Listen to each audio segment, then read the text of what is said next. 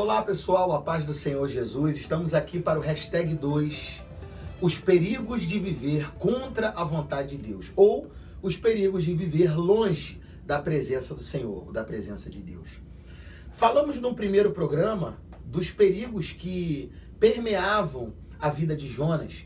Jonas já havia descido tão profundamente por tentar fugir da presença de Deus, a ponto de não perceber nem mais o perigo que o rodeava.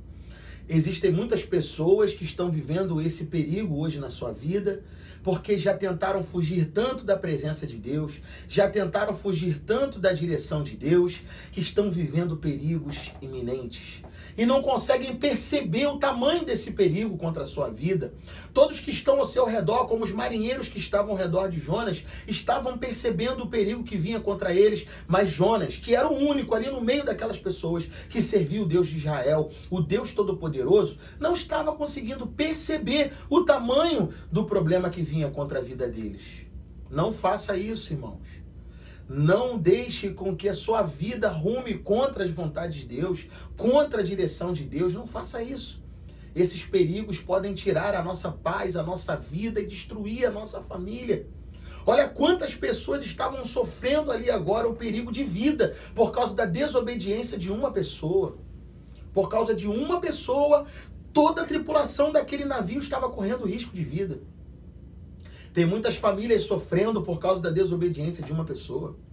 Tem muitas famílias sofrendo por causa da desobediência de muitas pessoas que deveriam viver no lugar da obediência, obedecerem à voz de Deus.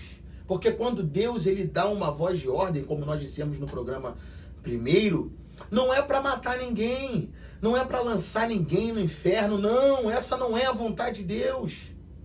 Mas quando Deus orienta, quando Deus envia um profeta, é para trazer aqueles que estão fora do caminho para o lugar do caminho. E o profeta sabia disso.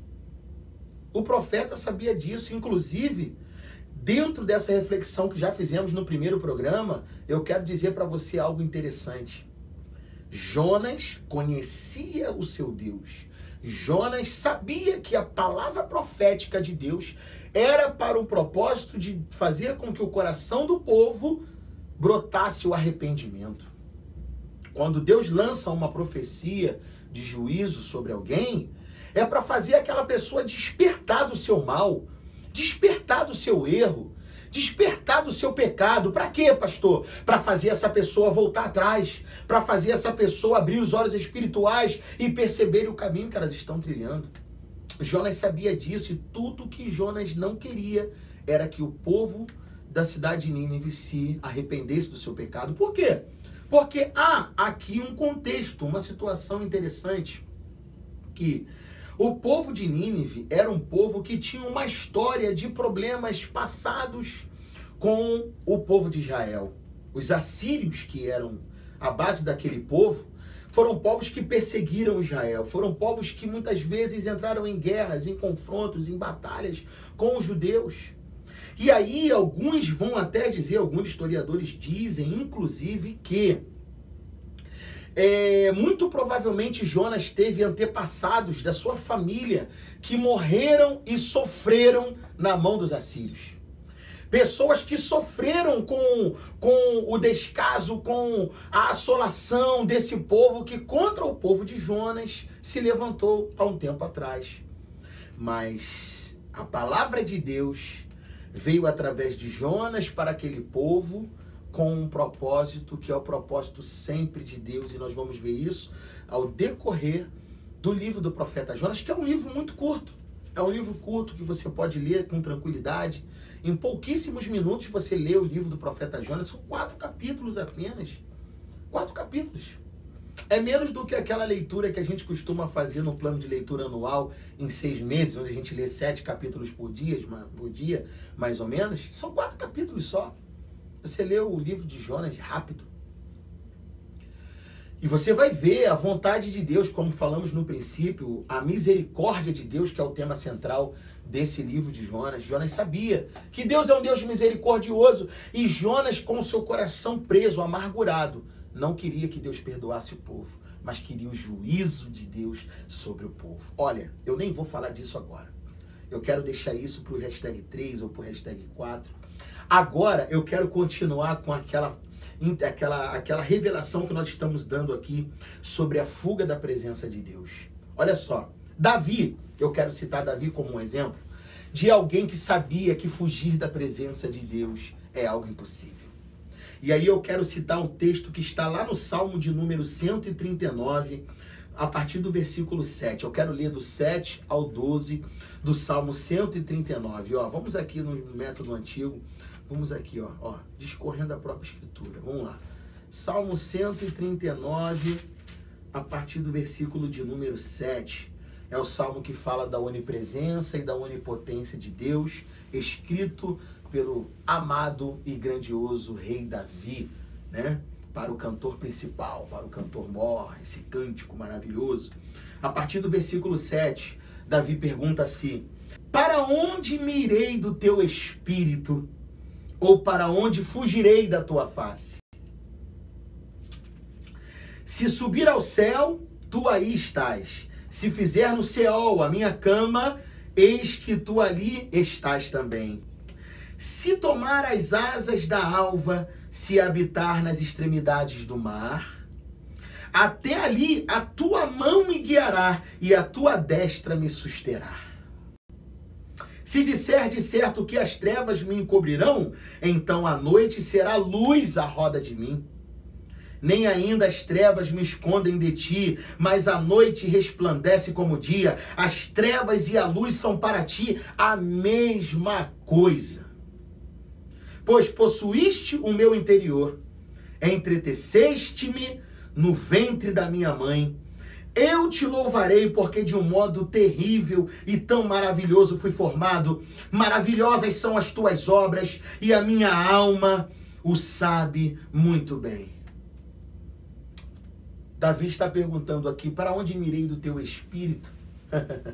E o espírito do versículo de número 7 é com letra maiúscula. Toda vez que a Bíblia faz menção do Espírito com letra maiúscula, a Bíblia está dizendo, é o Espírito Santo, é o Espírito de Deus. Davi está dizendo, para onde me irei do teu Espírito Santo, da tua presença, da presença do grandioso Deus? Qual será o lugar possível de me esconder de ti, Senhor? Faz me lembrar de Adão e Eva, né? No paraíso, eles ali no jardim, ouvindo a voz de Deus, após terem pecado contra a vontade de Deus, eles tentam se esconder atrás das árvores e de repente o Senhor chega e pergunta para eles, por que vocês estão se escondendo de mim? Ou poderia dizer, por que vocês estão tentando se esconder de mim? E aí Adão vai responder para Deus e vai dizer, é porque ouvimos a tua voz passear pelo jardim. E então percebemos que estávamos nus. E então nos escondemos do Senhor. Será que ir atrás das árvores é um lugar possível de nos escondermos de Deus? Uma coisa nós podemos entender com todas essas reflexões de que a gente busca se esconder da presença de Deus quando vivemos uma vida de pecado. Quando nós estamos andando em caminhos contrários à vontade de Deus, nós procuramos nos esconder de Deus. Talvez alguns se escondem por vergonha, porque sabem que poderiam estar muito melhor do que estão se estivessem obedecendo à voz de Deus, mas não conseguem abrir mão do seu pecado. Não conseguem abrir mão, oh Deus, não conseguem abrir mão daquilo que faz com que a sua carne sinta prazer. E então passam a viver uma vida de vergonha, uma vida de miséria, e preferem tentar se afastar de Deus e fugir de Deus e viverem uma vida totalmente dissoluta nos profundos abismos e tentando se enganar que Deus não está lhe vendo, que Deus não está percebendo, que Deus não liga mais para ele, porque ele mesmo se coloca num nível tão distante de Deus, que depois, com o passar do tempo, ele já começa a pensar, Deus esqueceu de mim. Eu quero abrir um parêntese nesse estudo e dizer para você, Deus não esqueceu de você. Deus não esquece de ninguém. Oh, glória! Deus não esqueceu de você que abandonou a presença dele, de você que saiu da presença dele, ou daquele familiar teu que de repente você está assistindo agora esse estudo bíblico e está pensando, acho que Deus esqueceu do meu esposo, ou acho que Deus abandonou a minha esposa, ou acho que Deus abandonou os meus filhos. Não, eu estou aqui para dizer para você, inspirado pelo Espírito Santo, e dizer para você, Deus não esqueceu de você, Deus não esqueceu da tua família, Deus não esqueceu dos teus filhos, Deus continua olhando, vendo todas as coisas e agindo conforme a sua vontade. Sabe o que eu acho mais maravilhoso em Deus? É que mesmo a gente tentando fazer essas loucuras e pensar essas coisas insanas, Deus não nos abandona, porque Deus não abandonou Jonas no meio da sua loucura.